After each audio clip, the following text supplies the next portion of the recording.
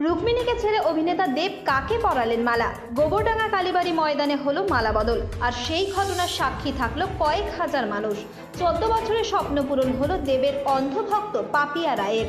I love you সিনেমার পর থেকেই দেবের প্রেমে পড়েন গোবরডাঙ্গার বাসিন্দা গৃহবধূ পাপিয়া।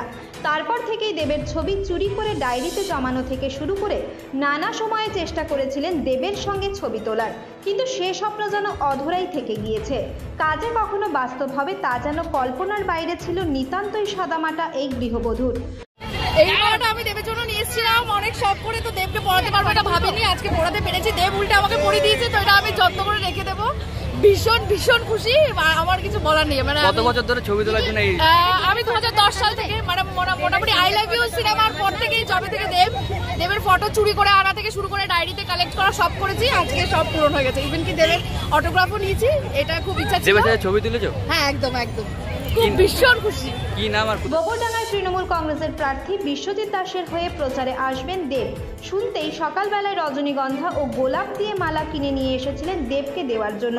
তবে দেবকে যে দিতে পারবেন তেমন কোনো আশা ছিল না। হেলিকপ্টার থেকে দেব নামতেই সুযোগ বুঝে ছুটে যান পাপিয়া। কোনো বাধা না মেনেই সোজা গিয়ে দেবের গলায় পরিয়ে দেন মালা। ভক্তের এমন উন্মাদনা দেখে অভিনেতা দেবও মালা খুলে পরিয়ে দেন পাপিয়ার গলায়।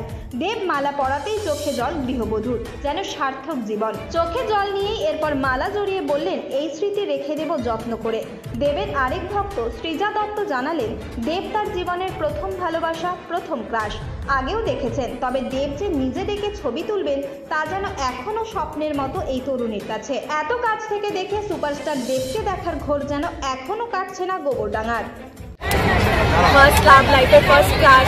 আগেও দেখেছি, কিন্তু মানে নিজে ডেকে ছবি তোলা। আমি গাড়িতে আমরা একসাথে ছিলাম, তো আমি বলছিলাম অনেকক্ষণ ধরে কি একটা ছবি। এই তো মাঠে টায়ার্ড ছিলেন তিনিও, তো চলে যাচ্ছিলেন তখন ডেকে কি হ্যাঁ আসো ছবি তোলো হেলিকপ্টারের পাশে দাঁড়িয়ে। ভীষণ খুশি, ভীষণ খুবই হ্যাপি। কি নাম তোমার? সৃজা দত্ত। কি বলবেন? আমিও ভীষণ খুশি, ও আমার সাথে ছিল। আমি তাও প্রথমেই ছবি তুলতে পেরেছিলাম, কিন্তু ও পারেনি, সেজন্য ওর মনটা একটু খারাপ ছিল। শেষে দেবের সিকিউরিটি আর দেব নিজেই দেখে ওকে ছবি তুললো, আমারও তুললো, আমিও তুললাম সাথে। ভীষণ খুশি, জীবনে একটা ছোটবেলার ইচ্ছা আজকে মানে পূরণ হলো। কি নাম আপনার?